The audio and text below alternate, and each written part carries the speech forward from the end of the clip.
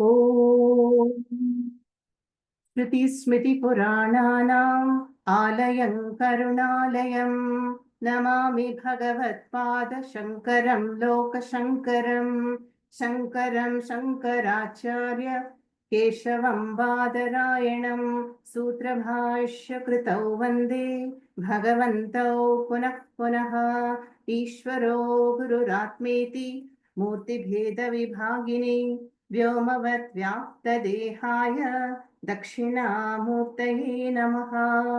सदाशिवसमारम्भां शङ्कराचार्यमध्यमाम् अस्मदाचार्यपर्यन्तां वन्दे गुरुपरम्पराम्।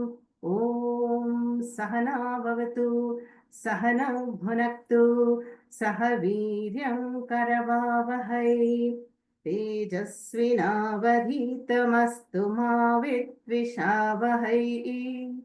ॐ शान्ति शान्ति शान्तिः।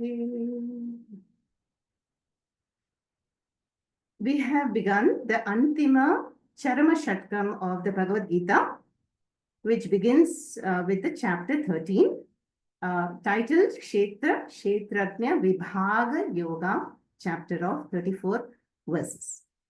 Now, you would have noticed this chapter is a very loaded chapter with very subtle teachings, because this is the only chapter in the entire Gita which is purely core Vedanta, essence of the Upanishads. The highest Advaitic wisdom is there. So this chapter is meant for the mature, qualified, sadhana chatushtaya sampanna adhikari student of Vedanta. But we all have various degrees of maturity. We have joined the study at various points of time, and not all of us can digest everything in the Gita right away, right? So we may even wonder, this Advaitic wisdom and vision of Vedanta, how is it practically significant for me in my life? Yeah. So many people would approach Puja Swamiji and also say, Swamiji, despite Shravanam of many months and years and even decades, still my understanding is clouded. And it's only hazy understanding that I have. What to do, Swamiji? And Puja Swamiji's response will always be the same. Continue Shravanam. That is, to continue the dedicated commitment and pursuit of, whatever the Gita is unfolding. So what we find difficult to absorb and assimilate, we put it in the pending category of the mind. So the subtle teachings, for a very raw student will not even enter the mind. That is, we won't be able to sit in the Gita class at all if the mind is totally unprepared. Then even if the wisdom enters, it cannot settle down. And even if it settles down, it cannot be assimilated, digested, and cause the real transformation. So we need staying power, or that stairyam, stairyam, the quality of steadfastness and patience. And that is why the Gita in chapter 4 has said, Shraddhavan labhate jnanam. So the seeds of these teachings, they will be present in a very sukshma samskara way. And then later on in time, they will all sprout and blossom into the knowledge, So we should not feel, desperate or hopeless or helpless and give up the study itself, right? So we have to have an open, trusting mind and expose the mind continuously to Shravan. Okay? Now, this is a loaded chapter, but later on 14, 15 and all that, they are much more easier to absorb, and where Krishna gives all so many tips on the lifestyle. So this chapter, it began with Arjuna Uvacha, and Arjuna seeks clarification on 6 terms. Krishna, what is Kshetram? What is Kshetrajnaha? What is Prakritihi, Purushaha, Jnanam, and Neyam? So the whole chapter unfolds and clarifies these 6 topics. Out of them, we have already seen 2 of them. So what does Krishna do in the very beginning? the beginning itself, Krishna says, I am going to narrate, Arjuna, the glory of two principles. One is the principle of matter, that is called Kshetram. And the other is a principle of Chaitanyam, pure consciousness, that is Kshetrajnaha. So Kshetram Krishna defines as Idam Shariram Kaunteya Kshetramiti Abhidiyate. This body. So we will include not only Stula but Sukshma also. Stula Sukshma Sharirams are included in Kshetram.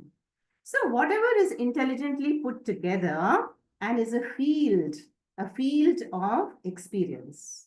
So we saw how this Kshetram body, mind, is a Punya Kshetram, Dharma Kshetram, Karma Kshetram, qualified to do Punya Karmas like Yajna, Dana, and Tapas. Why? Why should we do all this? To collect Punyam. And that Punyam, by pursuing Dharma, will take me to Moksha. So the Kshetram is a very sacred pilgrimage which is going to fulfill my Jiva Yatra and take me to the destination, which is Moksha. So I have to take care of the Kshetram, take proper care, giving it proper sattvic food, exercise, rest, sleep, and so that it can be a useful instrument for me. And then Krishna went on to extend the meaning of Kshetram to the whole universe. So the whole universe is manifested by the power of Maya out of the 24 tattvams. So right from the Avyaktam unmanifest stage, we see the various stages of Srishti up to the Vyaktam stage. The subtle lokas, gross lokas, the jiva, bodies, their minds, the karma phalam, all of it Krishna says is Kshetram. Why? Because they are all subject to time and space, conditioned and subject to vikara. And then Krishna says, not only are the kshetrams, changing, but also all the modifications in the kshetram also has to be understood as kshetram. That is the raga, dvesha, the thoughts that come in the mind, the shadvikaras, everything. Now, what is left out? Only one thing is left out. That is the knower of the field, the observer, the silent witness, the avasthatraya sakshi, drik. And that principle of pure consciousness has got a unique name in this chapter called Kshetrajnaha. Kshetram janati iti Kshetrajnaha.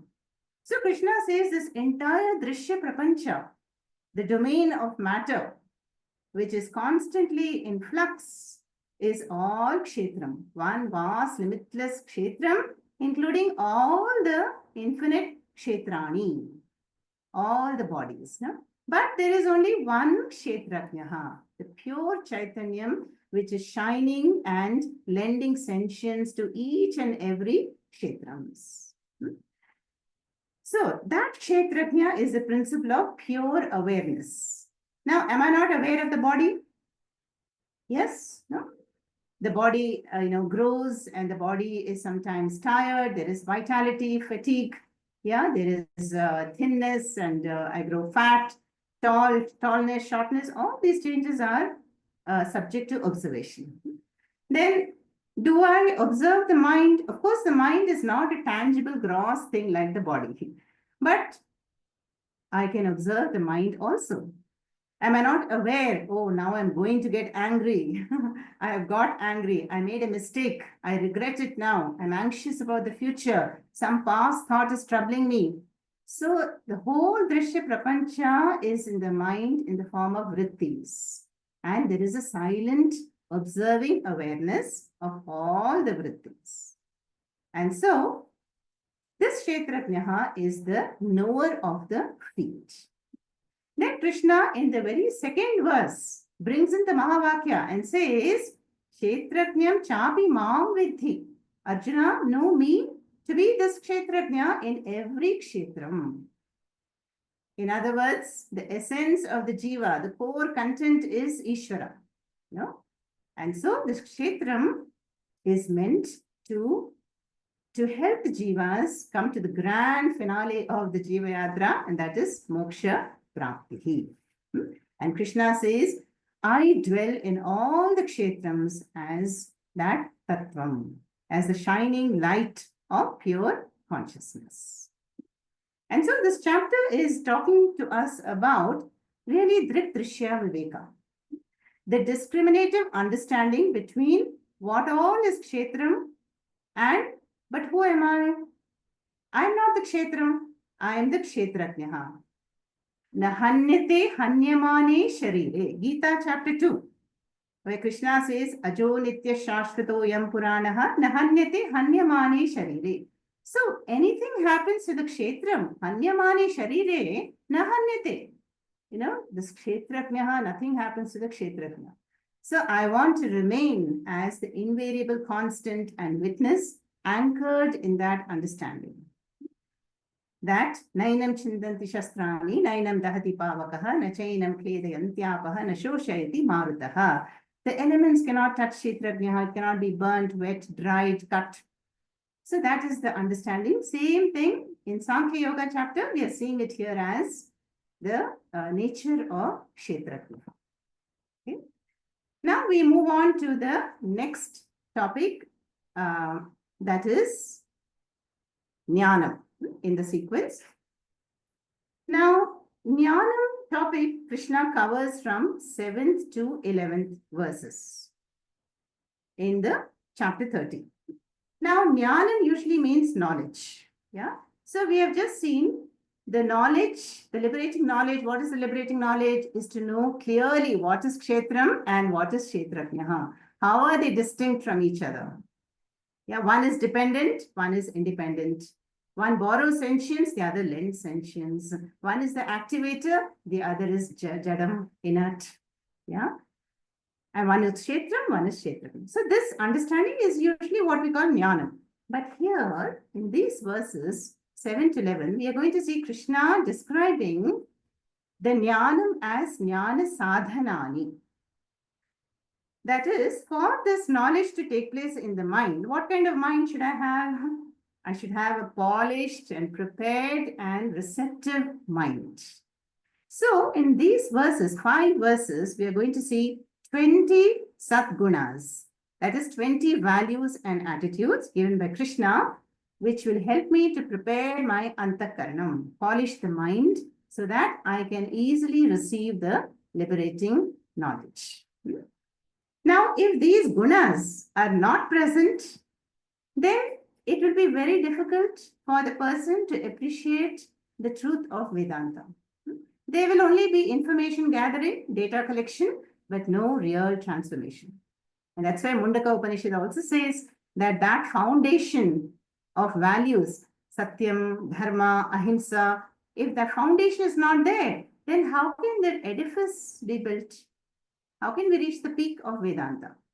So now we're going to go through these beautiful, flower-like sadgunas, which adorn the garden of the mind.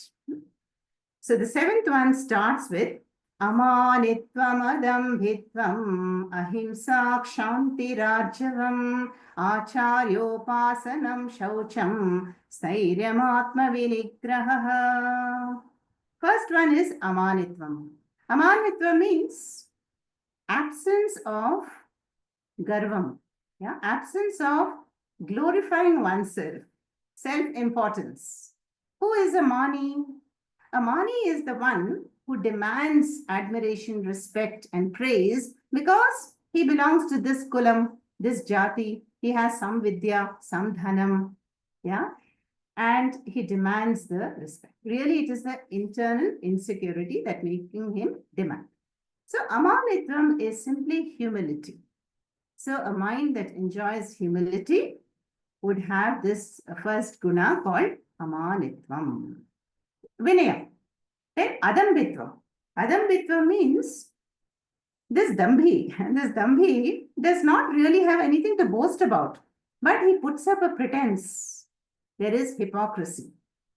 And he pretends to be a maha-dharmic person, a great donor, boasts about his status in society and what all he can do, what all he owns. But really, there is only hollowness and emptiness with it.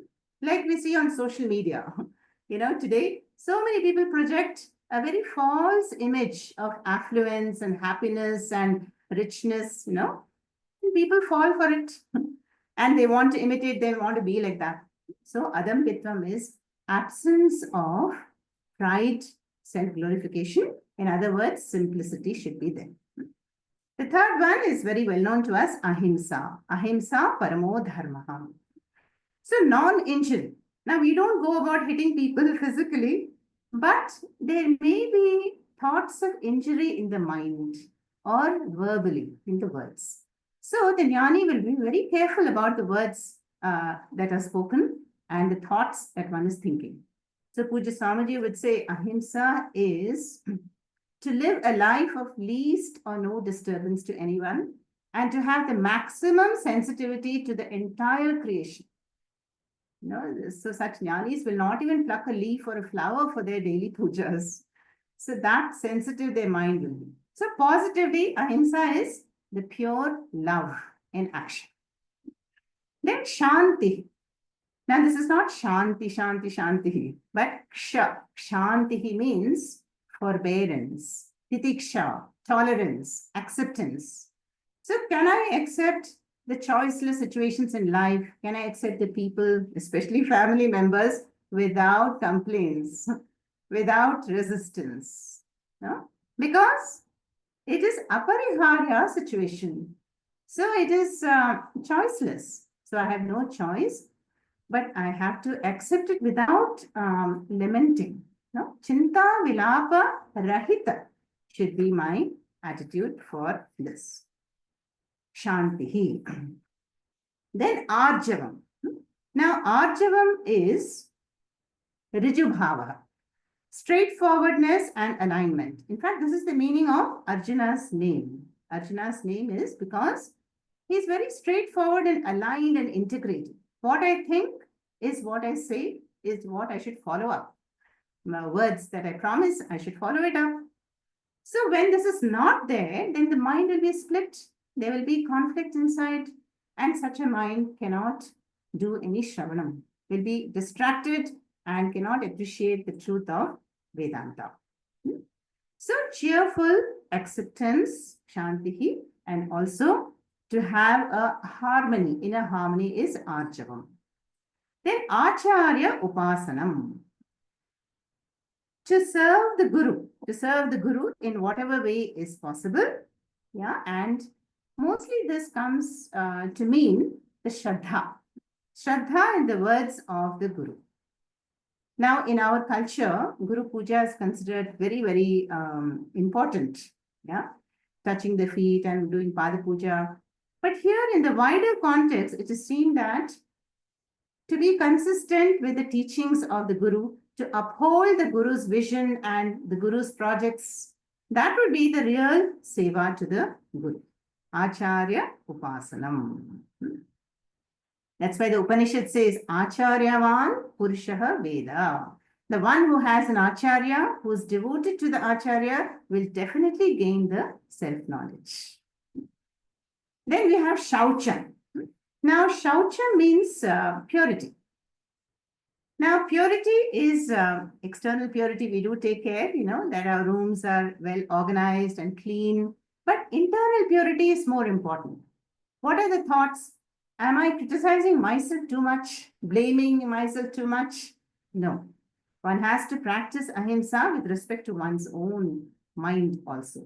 So, Shaucham is to have the positive, loving thoughts in the mind always. Then Stairyam. Stairyam comes from the root in Sanskritam, stha. Stha means nishtha, steadiness.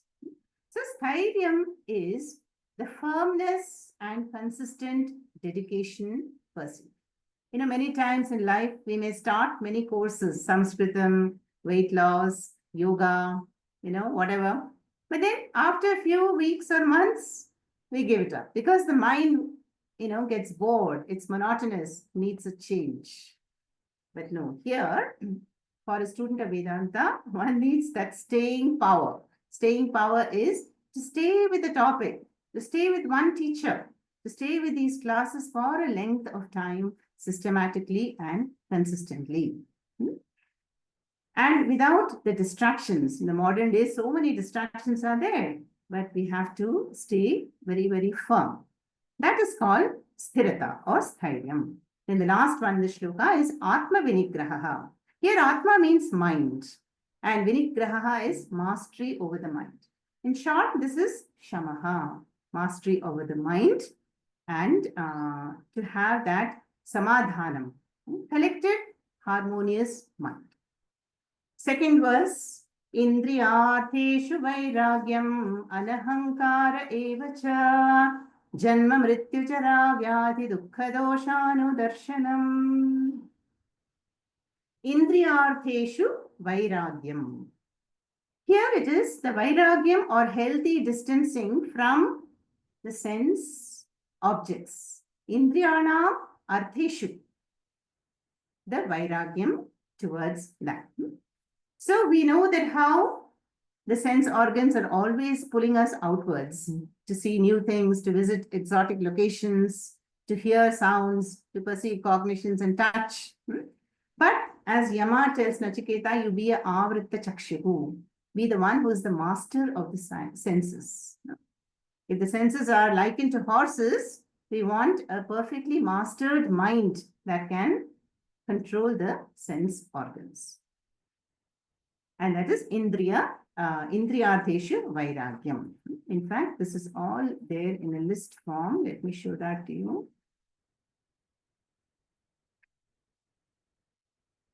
Here it is. So we are in the Atma Vinigraha, self-control, and Indriyartheshu Vairagyam is the healthy detachment. In other words, we can say objectivity. I do not turn away from the sense objects, but I do not crave for them either. So that would be the perfect mastery. Then we have Anahankaraha evacha. Anahankaraha means absence of ahankara. Yeah? Now, this we have seen many times. Ahankara is the I notion. This is who I am. This is me and these belong to me. But what is the truth really? The truth is nothing belongs to me. Yeah, everything is Ishvaraized. My children are gifts of Ishvara. My family members, my possessions, the house, the birth itself, life, everything belongs to Ishvara. So when that attitude is cultivated, then, I have a very calm mind and the freedom to pursue this knowledge. Then look at the 12th one. 12th value is a long word. Janma mrityu jara vyadhi dukkha doshanu darshanam. So we will take the last part. Anudarshan. Anudarshana means to repeatedly reflect upon the dosha. Anudarshanam is repeatedly contemplate on the defects. Defects of what? Janma, mrityu, jara, vyadhi. Now, Janma, everybody celebrates birth, but we know that once a baby is born, it's born into the samsara. Then once the baby is born, then it is subject to growth. And that brings along all the challenges. Teenage turbulence is there, hormonal, disturbances will be there. Then midlife crisis, then decay, the Shadvikaras, and then Jara. And before Jara, all the time there's a risk of Vyadhi. Vyadhi means Tapatrayam. There is suffering due to Adhyatmika, Adi Bhautika, Adi Daivika. We just have to read the news. The disturbances from three sources are there. Divine sources from neighborhood, from my own body and mind. All happens after birth only. So may one contemplate upon these shortcomings. Yeah? Then Jara. Now many people say, oh, I'm not afraid of death, but I'm very scared of Jara stage. Why? Because we connect Jara with loneliness. I'm good for nothing. My faculties are weakening. And now I'm approaching the end of the life. So when one has not prepared graciously to go through these stages of life, that is why we bring more Ishvara into one's life. Ishvara is everything. Then it can be very, very filled with suffering towards the end. So this is not a pessimistic value. So when we reflect upon the impermanence of life and the nature of life, how we are all proceeding towards that end, that is when we really begin to live, is it not? So that is what living intelligently is all about, to make the best use of time that is available. Shankaracharya said this so many times. Human birth is rare and difficult to gain. So let us make the best use of time available. Janma mrityu jara vyadhi dukkha doshanu darshanam. Then asaktihi, next verse, asaktiranabhishwangaha putradara grihadishu nityancha samachittatvam nitya ishtanishtopapartishu. Asakti means absence of attachment, similar to vairagya or dispassion. So again, this is objectivity, a mental detachment. Even sannyasis, they can also be attached to their books and to their minimal possessions. So this is an attitude of, when a thing is there, I appreciate it. When it is no more there, I can still appreciate it. I'm fine either way. So that is the asakti. Then anabhishwangaha. Anabhishwangaha putra dara grahadishu. This is one value. Now, abhishwangaha means, Shankaracharya says, excessive and obsessive attachment to putra dara graham. Putra stands for our children, progeny. And dara is spouse. And graham is home. Shankaracharya says, you extend it to all your possessions, your car, your two-wheeler, your pets, everything that one possesses. Can we have anabhishwangaha, absence of infatuation, over-attachment to all of this? Yeah? Now, we're not talking about love and care and affection. That is definitely should be there. But at the same time, when we cross that fine dividing line, then this excessive infatuation and over-attachment is going to cause pain. So when the children, they depart for their various studies overseas or they get married, and then one will begin to feel that emotional dependence and feel sad and worried. So here, Shastra is cautioning us that may one appreciate that all of them are gifts of Ishvara, and they all have their respective prarabdha and their jiva yatras. I'm only instrumental. We are all like, travelers that are meeting on a train. And we board the train, we have a nice chatting time together, and then we get off at our different destinations. Anabhishwanga putradara graha disha. Then nityam cha samachittatvam ishtanishtopapartishu. This is also a value which we have seen before. This is one value. So when life presents us an ishta situation, favorable, anishta situation, unfavorable, because of papa punyam, my own papa punyam, then what should my attitude be? Nityam samachittatvam. I can welcome both. Agate swagatam gachantam na nivarayet. So I don't hit the ceiling. I'm not ecstatic, neither am I going into depression. But there is a prasada buddhi and there is internal equanimity. So this we have seen in the second chapter. So a mind that, if you want a mind that can appreciate Vedanta and wants to be a mumukshu, then we have to be ready to accept facts of life, choiceless situations, and be able to handle them all with the sameness of the mind. Then let's go to the 10th verse. Mai chananya yogena bhaktiravya vicharini vivikta desha sevitvam aratirjana samsade. Avya vicharini bhaktihi mai is the 16th value here. Now we have just concluded the chapter on Bhakti Yoga, and where we saw the stages of Bhakti and the different kinds of devotee. So here Krishna says, in me you have the undivided exclusive devotion. Ananya yogaina bhaktihi avyabhicharini. Avyabhicharini means The devotion that will not waver. Today I have devotion, but tomorrow I skip my devotion. No, there is a constant devotion. So what kind of bhakti will this be? Only one bhakti.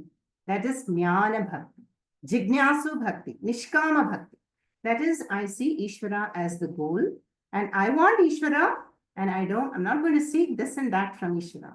That would be avyavicharani ananya bhakti. Then Vivikta Desha Sevitvam Aratir Jana Samsadi. Here we have the twin values, the two values which are connected to each other. Very beautiful values. This Vivikta Desha Sevitvam, 17th value, means a love for solitude. Yeah, a love for solitude. Especially today in modern times, when we are so distracted by WhatsApp, social media, distractions, we see company, functions, celebrations all the time. But here, Shastra says, can I accept and face myself? Can I be with myself? Do I enjoy being with myself, or do I want to escape and I'm afraid to face myself? That is the Vivikta Desha Sevitvam. Generally, we escape. We go shopping, or we call somebody, or we want company. But here, it is not being anti-social, but it is to appreciate that how healing solitude can be. And I can prepare for the Jara stage only this way, where I find some quiet time, quiet place, and especially coming to our camps. I tell this often. When we are in a comfort zone, we get used to everything. All the gadgets are there, comforts are there, conveniences, people are there. So how will I know my inner growth has happened or not? Unless I challenge myself by deliberately being alone for some time. Not lonely, but alone. So Swamiji calls it being oneself. Being with oneself. And then we will have that inner leisure, inner space. And we will see and discover how my mind wanders here and there, how it's like a monkey, and what can I do to enjoy the one-pointedness. Then the second value connected with this is Aratihi Jana Samsadi. Aratihi means, Aratihi is not enjoying, non-indulgent, inward Jana Samsadi. That is, one does not crave for company all the time. Yeah, Aratihi Jana Samsadi. This is also very, very important here. So, I free the mind from this overstimulation and bombardment of the social media. So, I should seek, to go somewhere to a park or to be with myself without even my pets, without the mobile phone, smartphone, without company, and see how is the state of the mind. Am I comfortable being with myself, or am I craving for company? So this is the value pointed out here. Now we have the last two values in the 11th shloka. Adhyatma jnana nityatvam tattva jnanartha darshanam etat jnanamiti proktam ajnanam yadatonyatha. 19th is Adhyatma Jnana Nityatvam. And the last is Tattva Jnanartha Darshan. What is Adhyatma Jnana Nityatvam? That is to remain in constant satsanga. Yeah, systematic, consistent study, Shravanam of Vedanta. And I should have that kind of committed pursuit. Constantly engaged in Atma Vichara. And for that, what should I do? I should arrange all the priorities in my daily life, which will keep me in satsanga.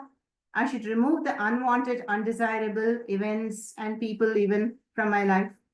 Then only I will have this Adhyatma Jnana Nityatvam. So basically, this value is the value for Shravanam. Can I increase the time devoted to Shravanam, Mananam, Nididhyasanam? Then I have Adhyatma Jnana Nityatvam.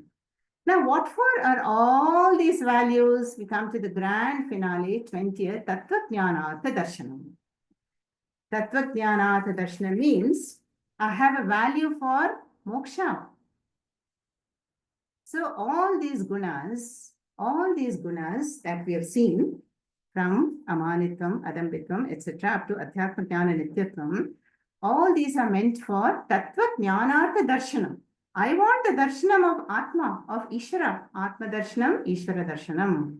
So these sadgunas, they are like steps which I climb up to the Tirumala darshanam. So I can have that, that Atma darshanam and freedom from anishta. Now we will be thinking, what a long list Krishna has given. 20 values. How is it possible to develop all of them in one lifetime? Not possible.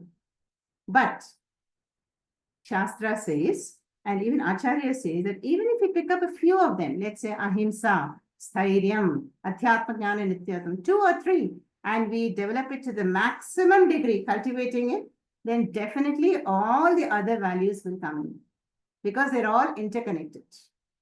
Yeah, we cannot have ahimsa without stairyam. We cannot have shaucham without adhyatma jnana nityatvam. So all these sadgunas are interconnected, and we can focus on 1 or 2 very important ones like ahimsa and adhyatma jnana nityatvam, value for shravana.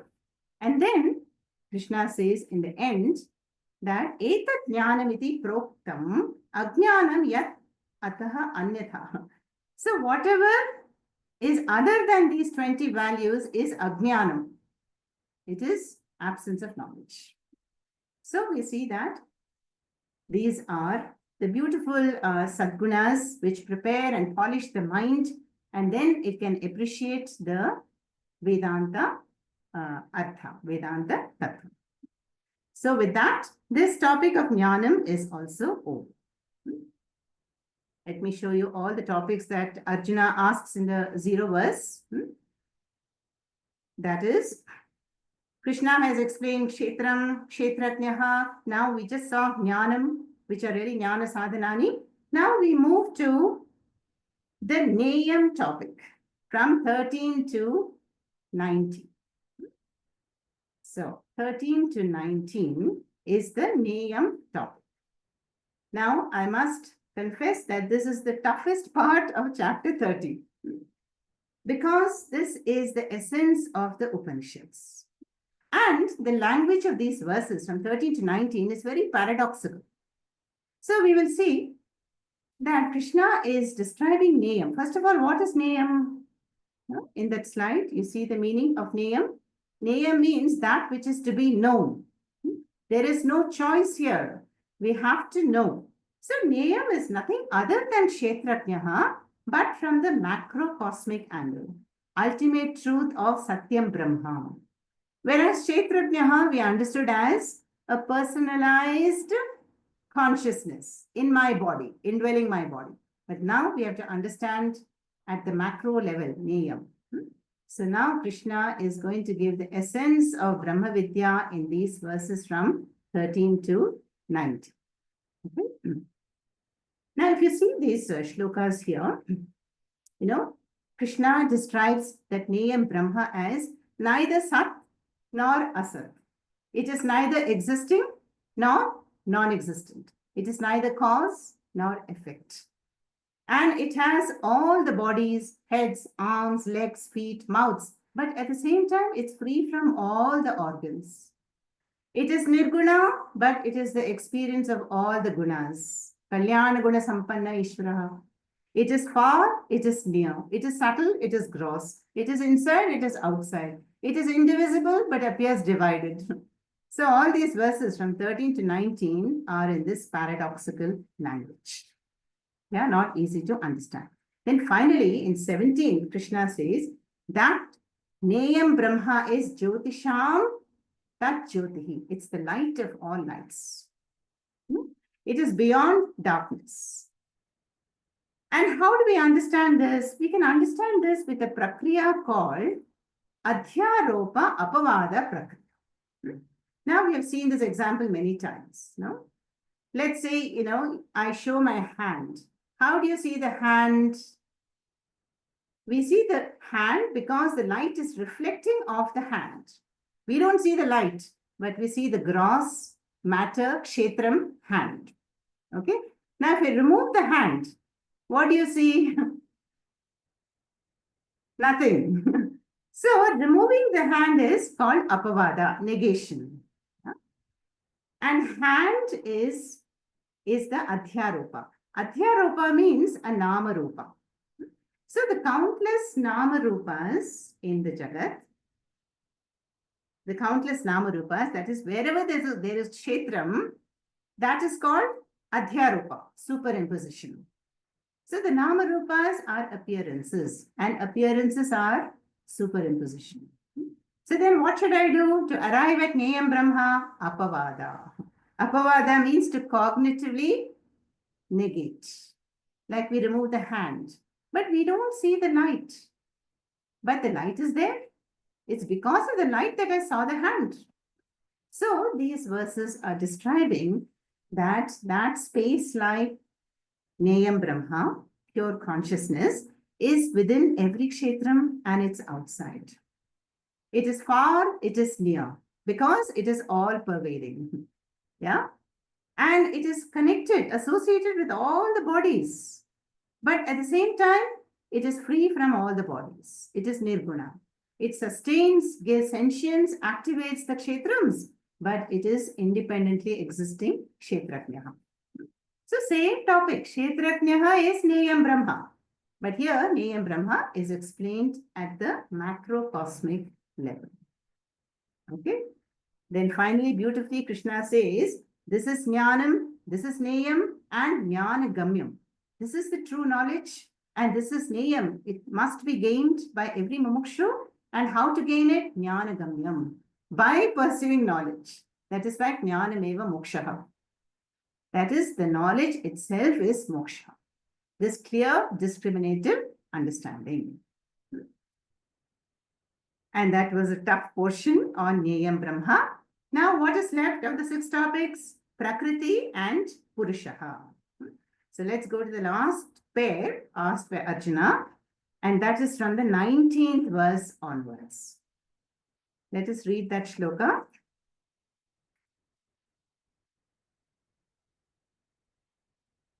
Prakritim purusham chaiva vidyanadi ubhavapi vikaranscha gunanscha viddhi prakriti sambhavan. So here we are having the pair called Prakriti and Purusha. Now it is the same thing as Kshetram and Kshetraknyaha. So Prakriti is the matter principle called Kshetram earlier, and Purushaha is Kshetraknyaha, or the principle of pure consciousness. So in the next few verses, Krishna says that both Purusha and Prakriti are together the parents of the universe. And Prakriti here means what? The Maya Shakti of Brahma. Brahma is Purusha. Okay. So how does that work? The Maya Shakti of Brahma brings about the whole apara Prakriti, the entire vast, limitless kshetram of the Srishti. The Maya Shakti brings forth the tanmatras, then the subtle lokas, the subtle powers and laws, then the gross lokas, then the bodies, everything. Then it sustains it and it folds it back into avyaktam. So these cycles of avyaktam to vyaktam and back to avyaktam is the role of Prakriti, Maya. Then what does Purusha do? Nothing. Purusha is the eternal witness, the onlooker. But they're not two, they're really one. The power of Purusha is Prakriti. And I'm sure here we can all connect to that shloka of Saundarya Lahari. The very first shloka, where Acharya says, Shiva Shaktya Yukto Yadi Bhavati Shakta Prabhavitum Nache Devam Devo Nakhalu Kushala Spanditumapi. Atastvam Aradhyam Harihara Virinchadhivi Api Pranantum Stotum Va Katham Akrita Punyaha Prabhavati. So this shloka we saw that how Shiva cannot do anything without Shakti. Shakti is Prakriti, is the Maya, power of Maya, and Shakti brings forth the Srishti, sustains it, and folds it back. That is the Trigunatmika Maya. We are going to see more about it in the next chapter 14. But for now, Krishna in 21st verse says, this Purusha is really Prakritisthaha. Prakritisthaha means this Purusha, that is Shiva, is as though confined and limited and enclosed by our Prakritis. That is the matter. The bodies are as though hiding the Purusha, enclosed it. Yeah. But the Purusha is the Dehi. Navatvare Pure Dehi, Naiva Kinchin, Naiva Karoti. Does not do anything. But it appears to do. Like the familiar example, when I move this pot up and down or left to right, does the space in the pot move? No. Rather, we have to say the pot moves in space. Space is there all around, but the pot is moving, not the space. So, Purusha does not move. Purusha is never divided. Purusha does not do anything. But Prakriti does everything. Prakriti is the Maya. And we are going to see in the Guna chapter 14 how the Gunas impel one to action. But it looks like Purusha is also active. Then we saw this 22nd shloka. This Purusha is Upadrashta, Anumanta, Bharta, Bhokta, Maheshwara, Paramatma. All these beautiful words. That Purusha is Paramatma in us. That is the ultimate seer, Upadrashta. That is the ultimate enjoyer, Bhokta, and Bharta, sustainer, yeah, and Paramatma. And the one who knows both Purusha and Prakriti, or Kshetrajnaha and Kshetram, or Shiva and Shakti, how they're united, but at the same time distinct. And what are the roles? The one who knows that, Krishna says, Nasa bhuyaha abhijayate, will not be born again. Freedom from the cycle of Janma and Maranam. So, and with that, all the 6 topics are covered by Krishna, up to verse number 25. Then 26, Krishna says, Yavat sanjayate kinchit sattvam kshetra kshetratma sanyoga. Now, everything that is moving or non-moving, how have they come about? Because of the sanyoga, connection between kshetram and kshetrajnaha. So, wherever there is a subtle kshetram mind, then the Chaitanyam will shine through it and will lend its sentience. And then we have a living, talking, breathing, walking Jiva. Now we come to the final portion of chapter 13, which is about the Phalashruti. So what is the gain of this knowledge? The gain of the knowledge is Samadarshanam. Samam sarveshu bhuteshu tishtantam parameshwaram vinashyatsva vinashyantam yah pashyati sa pashyati. So what is the real vision of the jnani? Yaha pashyati sa pashyati is the one who sees samam. Samam what? The same Brahma, that indwelling Parameshwara, Maheshwara, Ishvara, Kshetrajna in all the kshetrams. Be it a kshetram of an ant, of a terrorist, of a Chinese person, American, dog, animal, celestial. Kshetrams are all different by guna, jati, sambandha, kriya, dimensions, skin tone, but kshetrajnaha samam brahma. So the one who has the samadarshanam truly sees, has the proper vision. That is the phalam. Then samam pashyani sarvatra samavasthitam ishwaram na hinasti atmana atmanam. Such a jnani will not hinasti, will not destroy himself by himself. So by having improper vision, that is attachment to the nama rupas, the appearances, appearance-based raga, dvesha, based vyavahara, is based on the appearances. But when one sees the one samam brahma, then there is no improper vyavahara. That is the drishti of the jnani. 29 is prakrityaiva cha karmani kriyamanani sarvashaha yah pashyati tatatmanam akartaram sa pashyati. Here is an important verse where the jnani, what does the jnani see? The jnani sees that the prakriti, that is the Maya Shakti alone, is doing everything. Yeah, along with the gunas. But Atma is akarta, abhokta. But I as Atma am actionless. Same thing we saw in chapter 4, no? Chapter 4, the one who sees action in inaction and inaction in action is the wise person. So that takes knowledge to understand distinctly, oh, this is my kshetram, subject to time, it will always be acting, its purpose is to function. But kshetrajnaha is the silent witness, observer, who's just looking on. And that is why it's very difficult for us to remain still. You know, we can all try it at our home. For 10 minutes, you just be still. And we will see how the mind will try to take away the stillness from us. It will say, come on, get up. You're hungry, go and get some food. Go outside. You know, somebody is waiting for you. So we cannot sit even 10, 15 minutes still, but we can easily put it into practice. So then we will get a glimpse into the akartara atma, akarta, actionless atma, and how the gunas are pulling us here and there and not giving us that leisure and inner space. Then 30th is also another beautiful shloka. Yatha bhuta pratak bhavam ekastam anupashyati. So the jnani sees all the kshetrams sustained and in the one kshetrajna, Paramapurusha. So there is only the one Advaita Tattvam manifested as countless kshetrams. So that is the ekastam anupashyati. Then finally, in 32 and 33, Krishna gives two examples to understand, for us to understand this Atma, subtle Atma Tattva. One is the example of space, and the other is light, Akasha and Prakash. Yatha sarvagatam saukshmyat akasham nopalipyate tatha sarvatravasthito dehe tathatma nopalipyate.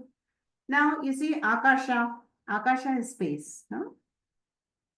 Now we cannot see space. Space is limitless. What is the property of space? Accommodation. You know, what is the guna of the space tattvam? It is to accommodate everything. Right now, the space is accommodating all our homes, the bodies, the tables, our planets and satellites. Everything is suspended in space. So like that, Atma is accommodating even space. So everything is contained and accommodated in the Atma Tattvam, all pervading. Sarvatra avastitaha. And you see space. Space is ekaha, but it appears divided. Home space, garden space. And today, you know, countries are talking about Russian space, Pakistan space, Indian space, air space. They have divided it mentally. Yeah. So, but can space be divided? No. Space is one. So, Atma also appears divided into so many Jivatmas. The Jivatma of a crow, of a sparrow, of an ant, of a celestial, of a person, human being. But really, Atma is one Kshetrajnaha. Neyam Brahma. It is one. But appears divided because of appearance. The body is the Upadhi. Then the last example is that of Ravihi. Sun. Yatha prakashayatekaha kritsam lokamimam ravihi kshetram kshetri tatha kritsam prakashayati bharata. Now the sun rises and its prakasha, light, illumines the whole world. So too, this kshetri is really kshetrajnaha. Kshetri illumines the kshetram. My body and the mind, how are they functioning? How can the mind think, analyze, conclude, judge, recall? Mind is jadam, subtle matter after all, because of kshetrajnaha. So that is the light of all lights that illumines every kshetram to be functional. Just like electricity animates, enlivens the gadgets. All the gadgets spring to action because the electricity runs through them. So too, kshetri illumines every kshetra. Then finally, we have the shloka that sums up everything. क्षेत्र क्षेत्रज्ञयोरेवम् अन्तरं ज्ञान चक्षुषा भूत प्रकृति मोक्षं च ये विदुर्यान्ति ते param. So that moksha, that jnani who sees with the jnana chakshu, the eye of knowledge, how distinct both are. Kshetram is intelligently put together. It is a vehicle. It's an instrument for me to reach the goal. But I am really, who am I? I am Kshetrajnaha. I am Kshetrajnaha. And I am the Purushaha. I am the Dehi. I am Sakshi Drik. I am Neyam Brahma. And I am really not connected with Kshetram, independently existing Satyam Brahma. So that knowledge, if one has, and that Kshetram is there, no doubt. It is brought about by Prarabdha. And that Kshetram is, I use it. I use it or it serves the Jiva. So such a person, moksham ye viduhu yanti te param. So such a muksha will gain the ultimate moksha. That was the last verse here. So basically, Krishna is telling us one who has gained clarity on all these 6 topics, Kshetram, Kshetrajnaha, Prakritihi, Purushaha, Jnanam, Neyam, yeah, that person will gain the vision of oneness. Vision of oneness, that how the one has manifested as many, and really there is only one. All the many, the Namarupas, are mithya. And such a one perceives the imperishable tattvam in the perishable kshetrams. So, such a person will not be attached to the kshetrams. And whether the kshetram is born or departs or changes for some reason, they will be firm, steady abidance as the eternal witness. That's why Ramana Maharishi, even at the end of his life, when the kshetram was so troubled, kshetram was affected with cancer, but Maharishi said, I am the Kshetrajna. Where can I go? I never came. I will not go. I will continue to be here. So he wanted to comfort the devotees, but the devotees see what? The perishable kshetrams. And they are understandably sad and crying. So one has to develop this eye of knowledge. Jnana Chakshu will awaken only for the person who does consistent Shravanam, Mananam, and Nididhyasnam by the grace of the Guru, who is unfolding the Vedanta Shastras. Now here we have a couple of important shlokas, which we will just go through it.